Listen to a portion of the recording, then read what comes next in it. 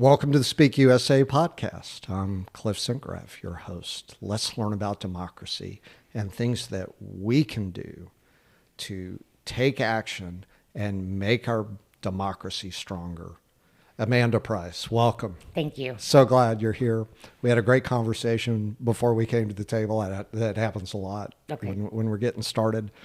And we are going to jump right in. So, Amanda, you've got a pretty amazing background in terms of the things you've done, especially in local politics, all the people you've worked with and so forth. And then there's kind of a career history for you as well that informs things you're thinking about. Why don't you share a little bit of that with us? Okay. A little bit about your background, things you've done locally, people you've worked with. And all Okay. So I grew up, my dad retired here when I was 12, and I grew up in a Christian house in Universal City. My mom's a Southern Baptist children's minister.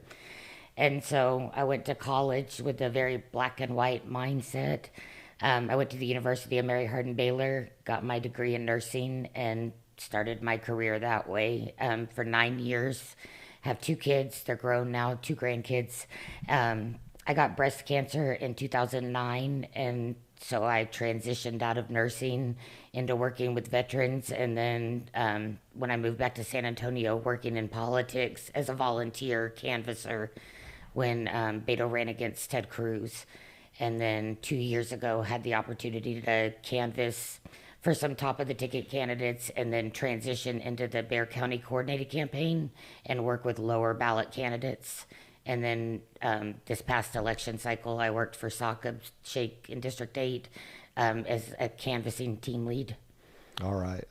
Without going too deeply into it, your health history is bound to inform the way you see things. You've experienced things having gone through that that are not something that everybody has dealt with. What's important to you on the healthcare front? Kind of at a high level. I've been lucky to always have.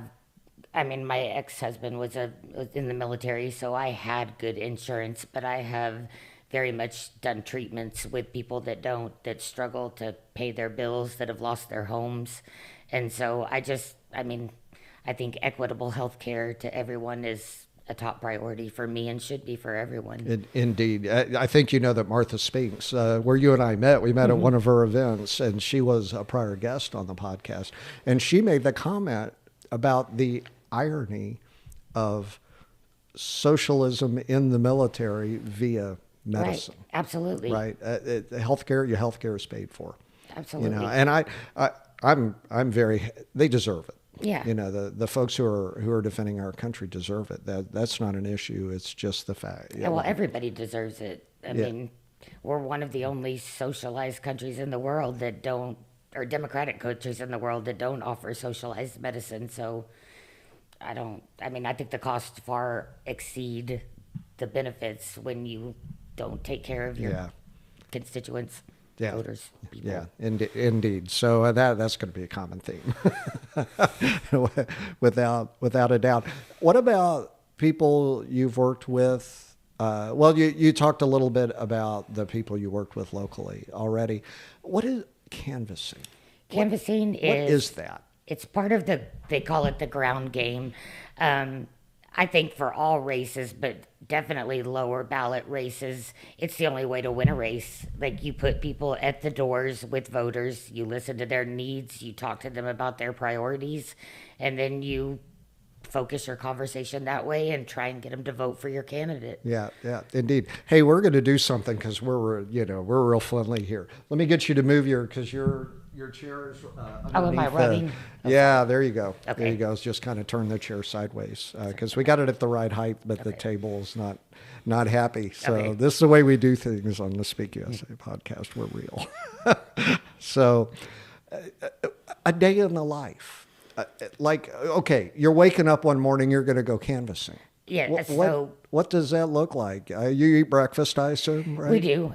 Get your water and stuff to stay cool. And then we have what's called turf. It's in the Democratic Party, we use something called VAN. And voter I don't know what it stands for. Yeah, I've actually heard it's a database acronym. Yeah. that collects voter data, and then you can go through when you cut turf. Like if you're a team leader or a manager, then you decide how you want to prioritize the voters you're reaching, and there's different ways you do that depending on what phase of canvassing you're in, and so then you cut turf, and as a canvasser, you get that turf and pull it up on your app, and you have addresses and a script, and you just go to those addresses. You know, I got to say, I saw that recently for the first time. Yeah. And I was like, oh my gosh, look at all that. This data is available. Yes. And, you know, to make a point, it's available to everybody. It's available to both sides or all sides or however you want to put it. Right? Yeah. In Texas, we don't register to vote and put down the party we vote for. But if you vote in a primary, then we can see if you voted in a Democrat or Republican primary and kind of gauge what way your political leanings might be by that. Yeah, I was surprised to find out how much people could find out about me. Yeah, but so that is what it is. So you wake up in the morning, you have breakfast, and you start walking basically neighborhoods, right? You're knocking on doors. Mm-hmm, absolutely. We knock, and then we knock again if they don't answer, and then we knock a third time and leave literature if they don't, and then have a conversation if they do. So tell me, what are those conversations like? What are you talking about, or do you have an example of like a really good one that you had? I mean, I've got a million examples. So depending on what phase of canvassing you're in, at the beginning we call it persuasion, and it's broader in the people you reach, and you're just talking about issues and then letting them know who's running and when the election is, because depending on their answers and which way they answer, later on, when we get into get out the vote, we take the data from the beginning parts and then we target those voters that we already believe are going to vote for our candidate and set a vocal plan with them to make sure they get to the ballot to vote. Right. And then for people that mail in ballots, we make sure they have the dates that their ballots have to be mailed in, the information. Yeah. So, you know, our mission is to help people wake up, engage, and make a difference. And it strikes me, we're already talking about a topic like if you're watching what's going on in the world right now and you're not happy about it, here's something already that you could do. You could be a canvasser. You could go out and find a candidate you believe in, right? Even on quote our side, right? There's different candidates that you're going to like more or less. So find a candidate you believe in and get out there and go walk the streets and talk to people. There's never a shortage of opportunities for volunteer canvassers and phone bankers. I mean, I don't know of a politician that would ever turn one down. Yeah. So I learned something. So that's cool. I've already learned something just in this conversation. Let's turn to our main topic, and we actually have a title. We have a title today: Greater Participation, Greater Good. It was actually, I've been buying a lot of T-shirts lately. So I go through my T-shirts, figure out which one I'm going to wear. Yeah. And boy, did I think that MLK was appropriate. Absolutely. As somebody who was, I mean, you can't even come close to talking about the impact he had on participation in our democracy. And so that's what we want to talk about. And, I try to make sure that when we're complaining about something, we're not just complaining, we're talking about what we would do about it. Absolutely. But the reality on this topic is that the starting point is a glass half empty starting point. There is a group of politicians who are using lies and power plays to divide us right now. Yes. So I don't know who you are listening, but that is our perspective here. It is just obvious to us that this is happening. And not just dividing us, but doing it in a systematic, intentional kind of way. Systematically trying to divide us and pulling us away from what has made America a special place for almost 250 years. And we're not going to stand for it. No. Right? No. Do we win this one or lose that one or whatever? Who knows? But we're not going to stand for it. We're going to occupy this ground. We talked about the fact that what is happening right now with those people is ethically and morally wrong. And it's a subversion of the Constitution. Absolutely. Yeah. I don't know why the follower, the people that are voting for the politicians that are doing this don't know that. They don't see it. It's terribly sad. Yeah, it is. It's mystifying to us. And, this is one of those things you got to be careful about because we want to be able to talk to people, right? And, who in the world did I just offend by saying what I just said? But I think that it's tired of not offending people. Sometimes you have to offend people to get them to change. Yeah, and the tone has been set. Right. We're not the ones who set the tone on the field right now. Right. The tone has been set, Absolutely. and we have to I said this a lot. And we're on the defensive. Like, we're already behind. And so the people that are for humanity and staying with what the Constitution says. Yeah, my new friend Chase Taylor, who I talked to yesterday, he would break down and say, we need to get on offense. Right. And that's what we're doing in this podcast, Yeah. right? We're on offense, and we're pointing out our starting point, but we're on offense right now. One of the other things that's going to be common to the examples we're going to talk about, grounding in facts. Mm-hmm. So, my take on the current person, 1600 Pennsylvania Avenue, is that he just gives no consideration to the facts when he says something. It doesn't matter whether it's true or false. The only thing that matters is whether it advances. I mean, he said it in his first term, alternative facts. That's what they preached from the podium. He just makes up his own. Right. So under the heading of 1 + 1 = 3, not at this table. Boy, I'm going to have to remember that. I like that. And expanding participation. The more people who are engaged, the better for America. Absolutely. Not the worse. Not getting fewer people to vote. Yeah, getting more people. I just don't think there's an excuse for not participating at some level at this point. Not if you want change. And indeed. I think especially for anyone who is watching what's going on and is not happy about it. And here we go again. This is the mission of Speak USA, is to help people understand, hey, that's me. I wish I knew what to do. Let's figure it out. We want to help you figure it out, and that's part of what we're doing here. So our first example that we're going to cover is the dismantling of the Department of Education. This was your suggestion. I'm handing you the mic. Okay. What do you have to say about this? I think it's part of a systemic effort to take away federal oversight in education. States have always written their own curriculum, but if it's not fair, if it's not balanced, then the Department of Education could step in and say, you need to change that. And so when they dismantle it, they leave it up to the states to control education. And whatever state you live in, you're not gonna have 50 states giving equitable education to students based on just being children. Yeah, it strikes me you see that at every level too. Absolutely. So San Antonio, I like to tell visitors when they come to San Antonio, visitors who understand education, you're in the land of 17 independent school districts. Yes, it's crazy. And there's a saying, they don't call them independent for nothing. And I don't know how that happened because Houston doesn't have that. Dallas doesn't have that. So actually, I do know a little bit about how that happened. And without getting too deep into it, I would encourage everyone to look up Christine Drennan from Trinity University. She has done studies that look at the financial and redlining from the 40s and 50s. And if you take those documents and then you lay on top of them today's school districts, mm-hmm. there it is. Right? Yeah, I mean, I have no doubt that it wasn't for those reasons. They didn't do it in other large cities. There's Houston Independent School District. They don't have a million there. How is it that Houston has one and we have 17? Yeah, right. That one I don't know the answer because especially the way we have it, property taxes dictate how much money go to these districts, and we know there are lower poverty areas and higher poverty areas.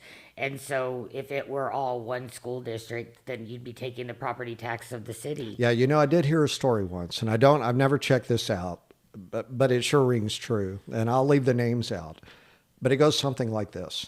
A kind of medium resource school district went to a large school district and said, hey, we think we ought to merge. And that larger school district kind of looked at it and said, maybe not. And then a low resourced district went to this medium resource district and said, hey, I think we ought to merge. And they said, well, maybe not.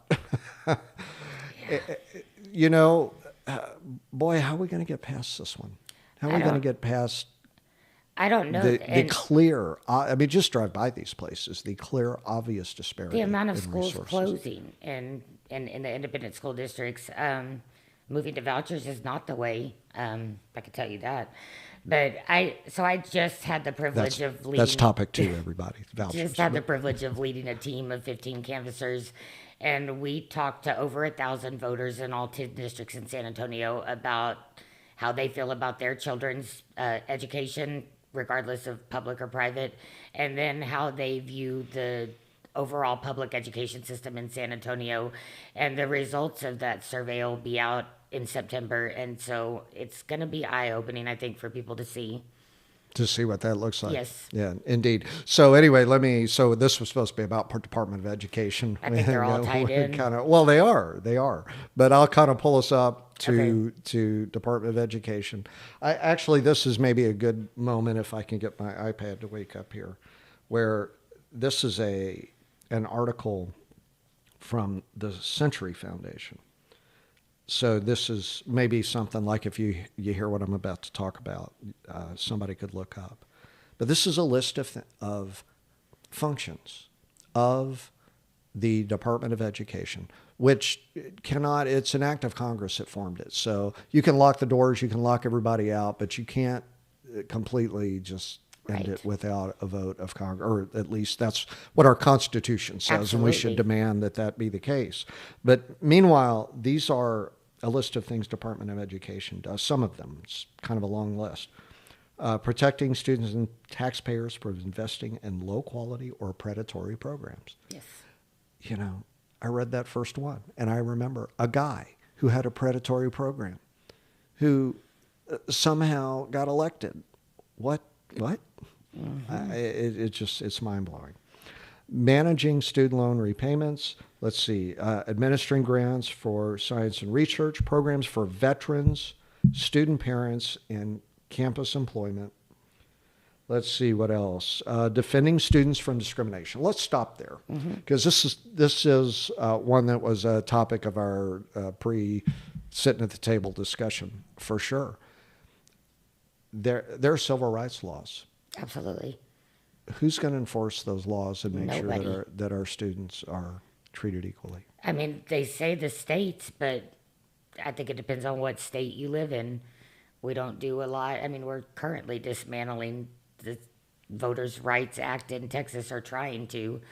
So, yeah, I think it depends on the state you live in. There will be no federal oversight. Well, you know, there's a history since the signing, well, as a history that goes back 200 years, but there's a history going back to the signing of the Civil Rights Act of states, in particular area of the country, trying to find ways to maneuver around it. And it is the work, in many ways, the work of the Department of Education that has kept that from happening.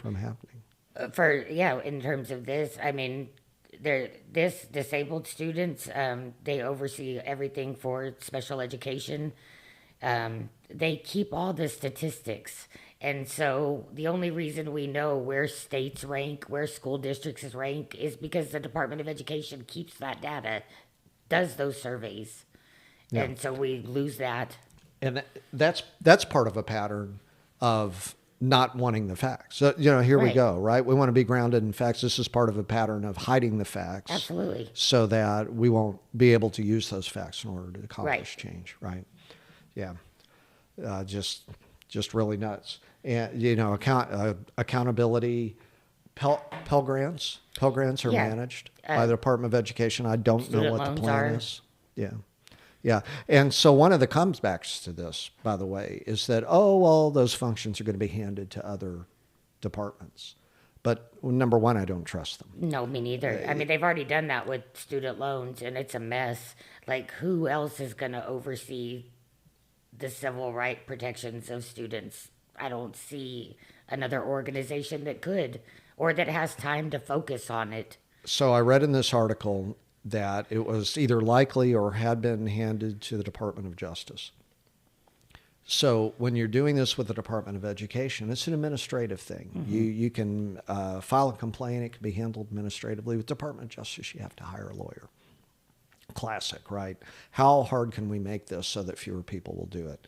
We're going to talk about redistricting. How hard can we make it to register to vote? Mm-hmm. How hard can we make that? And then how hard can we make it for your vote to not really count because right. you've been placed in a district where your influence has been. So anyway, but I'm in the word of yesterday's guest, Chris. Chase. Yeah, I'm jumping the shark. So I'll come back from that.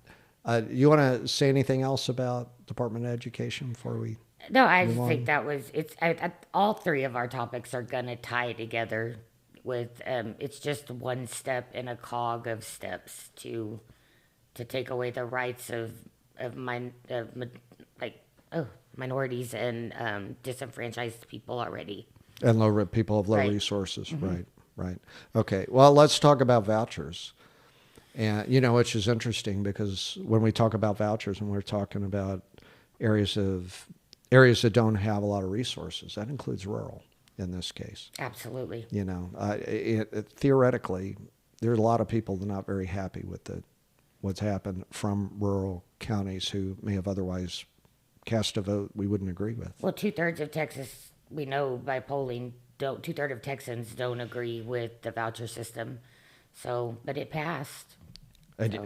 Yeah, and here we are. And so I'll tell you what, and I'm a bit of a broken record on this podcast on this topic.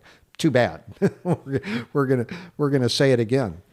That is a broken promise in my mind.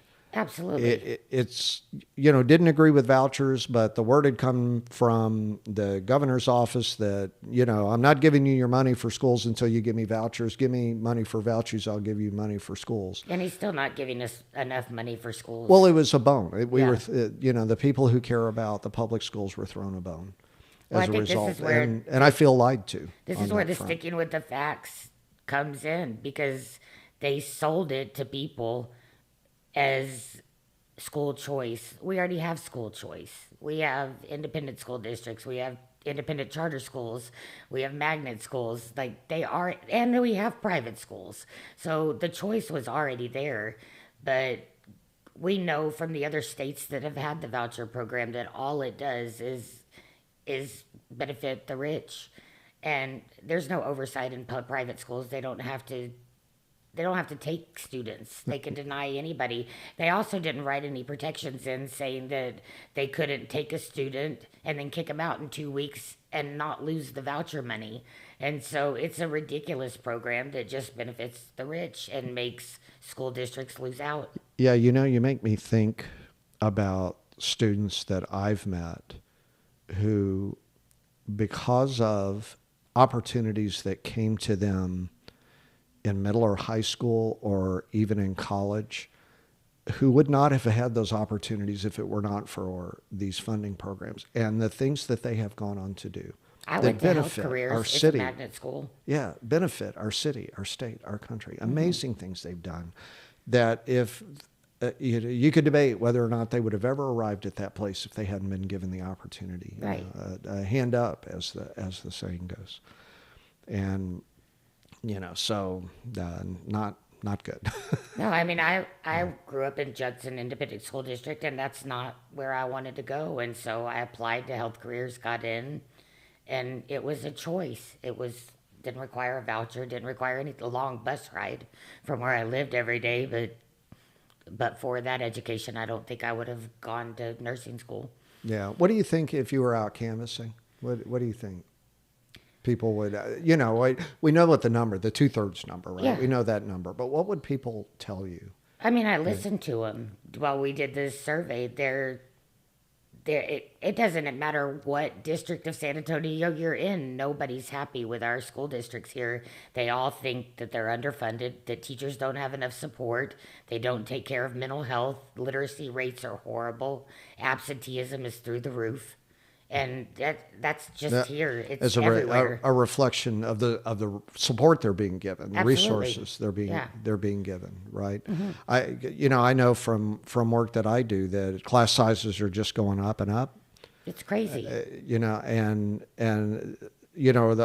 there's some new model schools that are doing really good work, and there are individual teachers who are amazing. I mean, somehow they're figuring out inside even a traditional setting how to make an incredible difference for their students. And their students know who they are. They know which teachers Right. are doing this. But the thing they're having to fight and the lack of support they're getting. Right. I mean, I don't think people join the teaching field for most people. Most teachers, I think, are incredible and amazing. You don't get paid. You have the job of educating children, and so we need to fund them. We need to support them. Yeah, I'm glad you said that because I want to turn us to, before we leave these two topics, the first two and go to number 3. What would we do? So back to the Department of Education.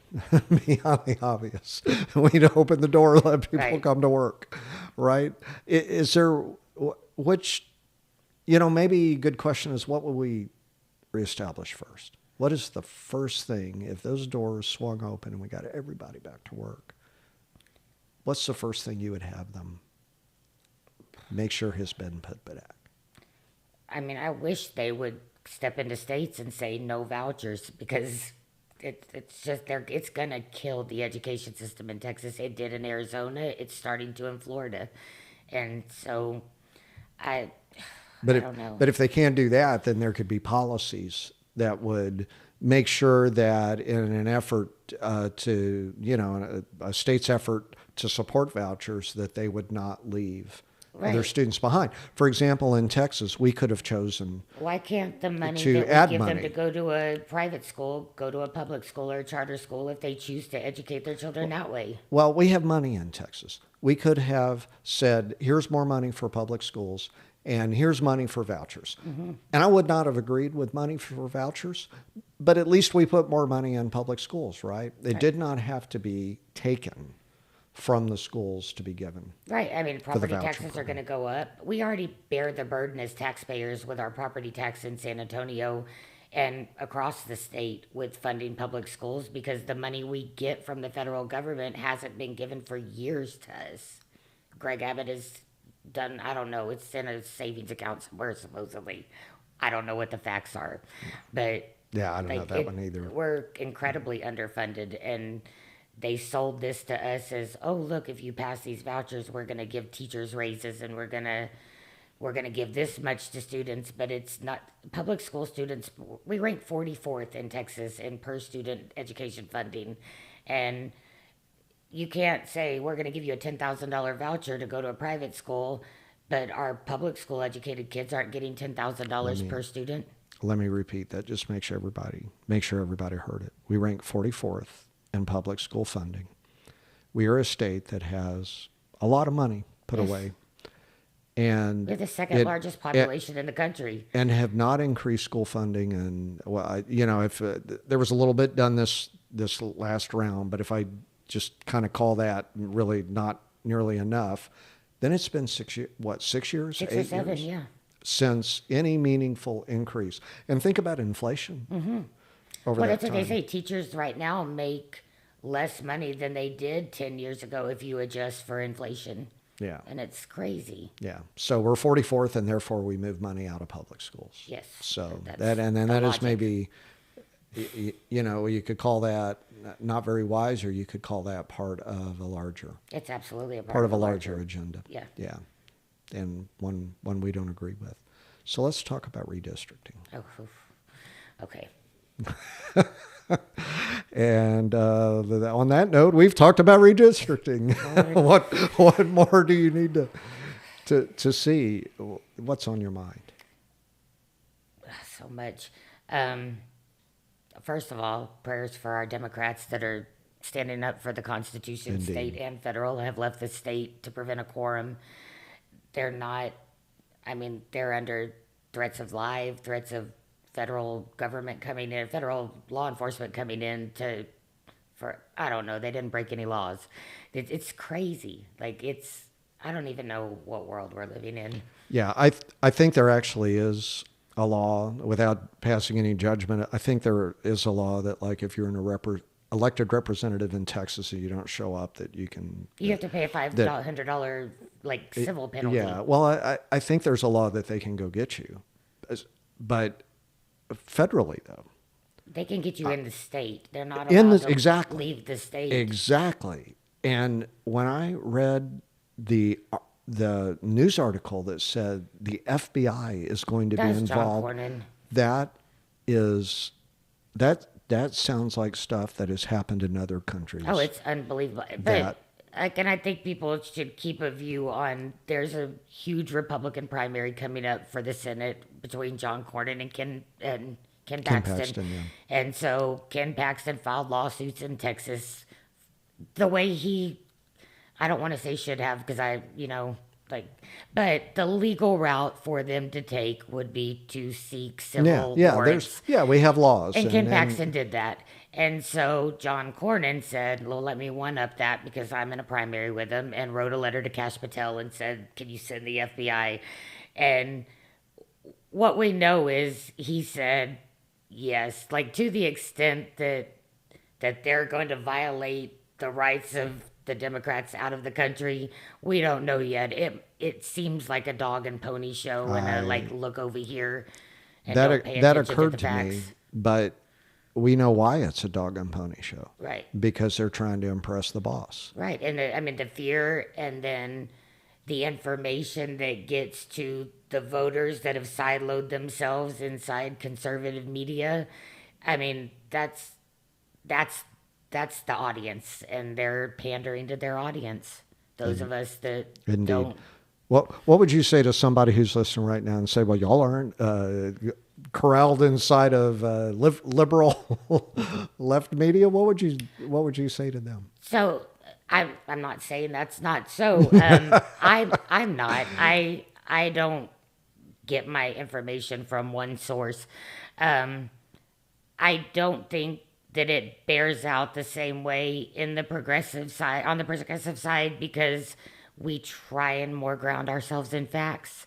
I guess, I don't know. I'm sure there's arguments both ways, but I don't understand the far right. Right. Well, I know what I don't watch. And I'm actually not, personally, I'm not terribly happy with anything too extreme on either side. I mean, I don't watch local news. I don't watch news like that. I listen to podcasts. I watch congressional hearings. There's national stuff I don't watch because it kind of feels like the same feel just from the other side. There are two sites or websites, companies, I guess, I don't know, or maybe they're nonprofits, who rate media sources. Mm-hmm. You're probably familiar with these. I'm not remembering the name of the second one. The first one's called Adfonts or Adfontis. Mm-hmm. I'm not sure how to pronounce it properly, but I look at that, and that's, to me, what they're doing is really cool. You've got a rating of where they stand left, right, and you've got a rating of where they stand in terms of being fact-based or opinion or just nuts. Yeah. Basically. And everything that I'm reading is in pretty much that middle ground and above that fact line. I can't remember the website, Jon Stewart, he's on his podcast, it's one of his advertisers. There's a website you can go to, or a subscription you can get, that gives you the news without all the, like it shows you the story, it takes out supposedly the bias and just gives you the facts of the story for news all around the world. I haven't subscribed to it yet. I'm going to. I can't remember right now what it's called. Well, we made a difference for you today then. You're gonna find a new news source. And it strikes me, we have once again hit on a topic that, hey, you're sitting at home and you're like, my goodness, I want to do something about this. Well, one thing you can do is think hard about your news sources and start reading. Reading these sources that are going to tell it like it is, and then think about how that bounces off your own values as well. That's something you can do. I hope people listening will do more than that, more than just read, but that's certainly a place to start. So Redistricting, anything else? I mean, it's unconstitutional. It is a deliberate power play. We're doing it in the middle of a decade, and that's not when redistricting is supposed to happen. No, that's not what the Constitution says. We already did it when this census came out, and then it got challenged in court, and we said we did it blind to race. That's how they testified to the new maps in 2021, and then they got a letter from Donald Trump saying, I need 5 more seats. And so now they're saying, oh, well, maybe there was racial bias. Let's draw 5 more majority Anglo seats in a state that has a 39% Anglo population. We're a majority minority state. You can look at the districts they're cutting up to form these 5 districts, and it affects San Antonio tremendously and Houston.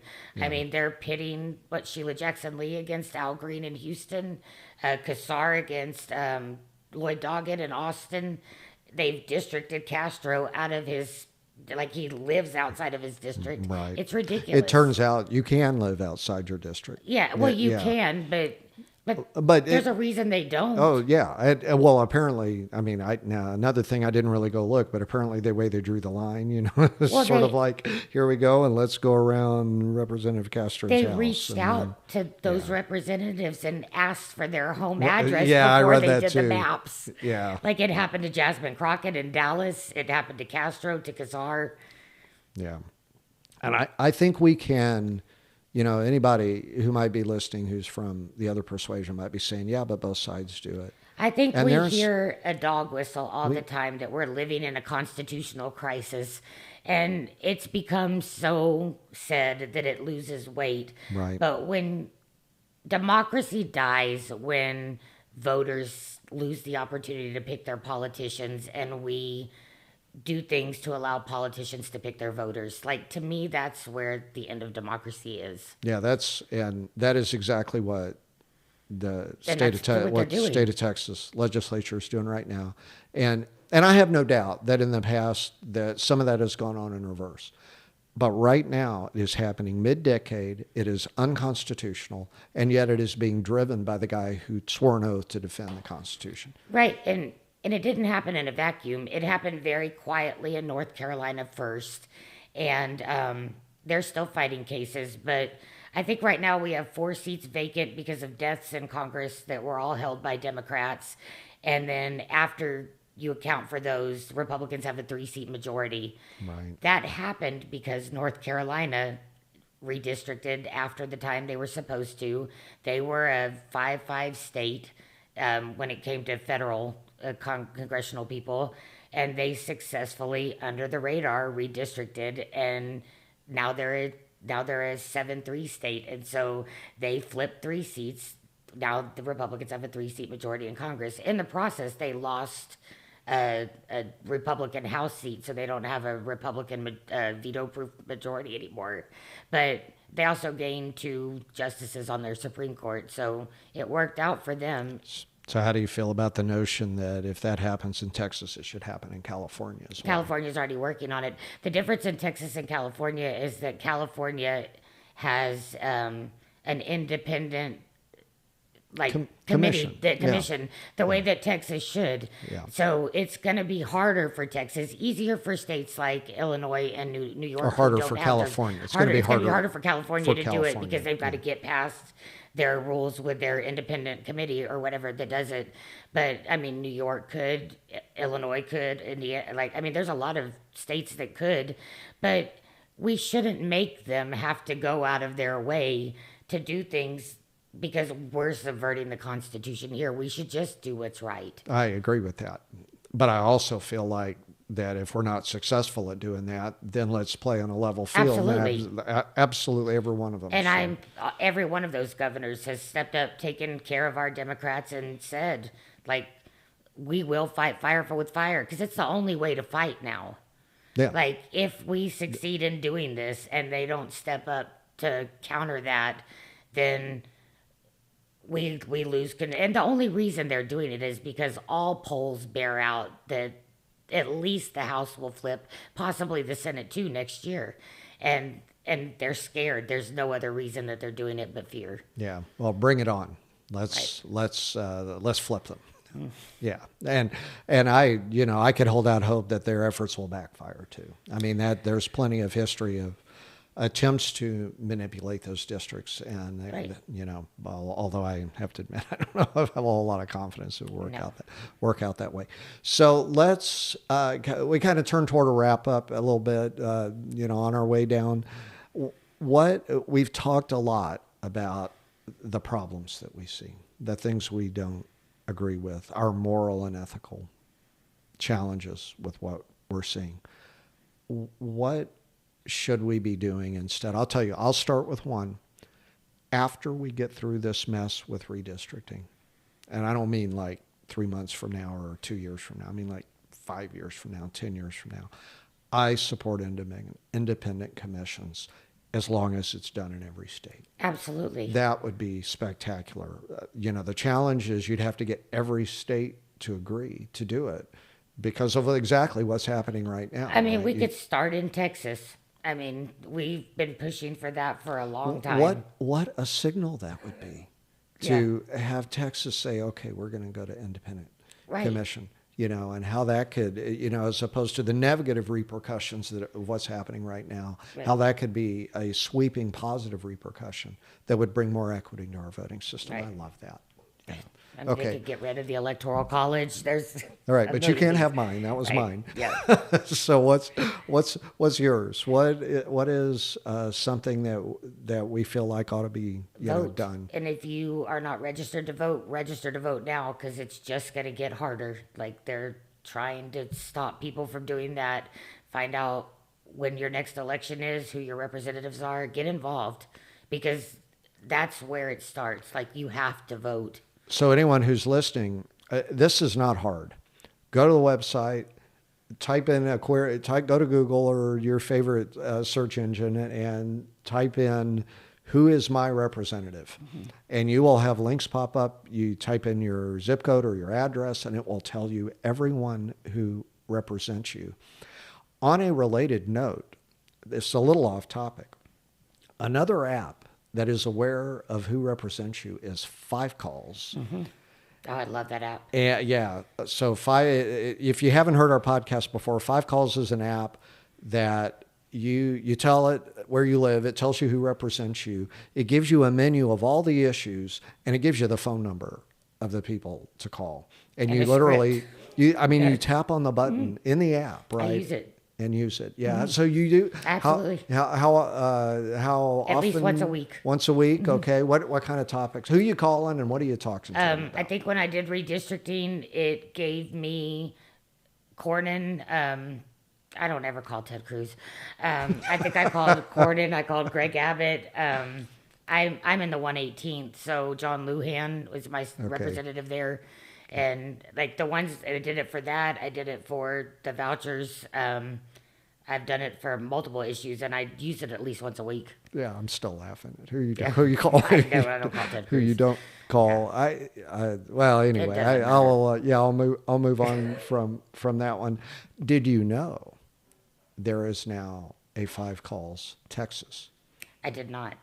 Yes, and that is thanks to our great friend inside of Speak USA, Phil Manna, who called the 5Calls guys and said, when are you going to allow us to be able to say who our Texas representatives are? So there is now a Texas version of 5Calls, and I think it's built into the app. Okay, I need to look into that. Yeah. So, like for example, if you're hearing because it let me call John Lujan, and I know, and he's a state representative, so well, I know it's there. Yeah. So we'll figure it out. Maybe that'll be our next podcast, is how to use the new Texas version of 5Calls.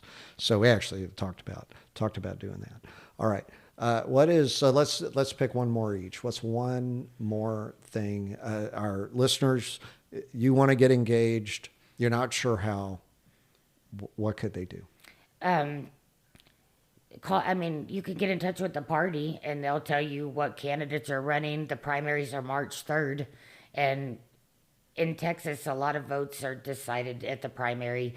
The general election's next November, but if you want to narrow the ballot down to the people that have the values you do, then you need to vote for them in the primary to make sure they get on the ballot in November. Yeah, yeah, indeed. So here's my last one. If you go to speakusa.org/San Antonio, so we're from San Antonio. Mm-hmm. We're kind of taking a national perspective, but we're San Antonians here. If you go to speakusa.org/San Antonio, you will find an event calendar. Mm-hmm. And I will highlight one series of events that is happening, which is, Amanda, where you and I met.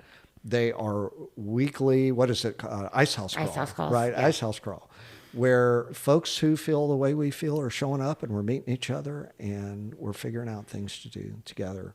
So that would be something where, you know, maybe a little out of your comfort zone if you don't like meeting new people, you know, or stressed by that. But, you know, a group of people are just trying to do the right thing. And, you know, we won't be asking you at that to hold up a sign or. And I have no doubt the politicians running will start showing up to those pretty regularly, so you'll be able to speak to them. Well, indeed. And so we've had two candidates. Mm-hmm. Well, the last two before talking to you, the last two people I talked to were state representative candidates and Chase Taylor as well. So, all right. Well, Amanda, this has been an amazing conversation. Any parting words? Just vote. Please vote. Okay, vote. Everybody, please vote. So let me ask you, what did you learn about our democracy today? Remember that you can learn more if you go to speakusa.org. We want to help you get engaged in our mission. We want to help you learn, connect, and speak up. And so until next time, please, please speak for the USA. Amanda, thank you so much. Thank you.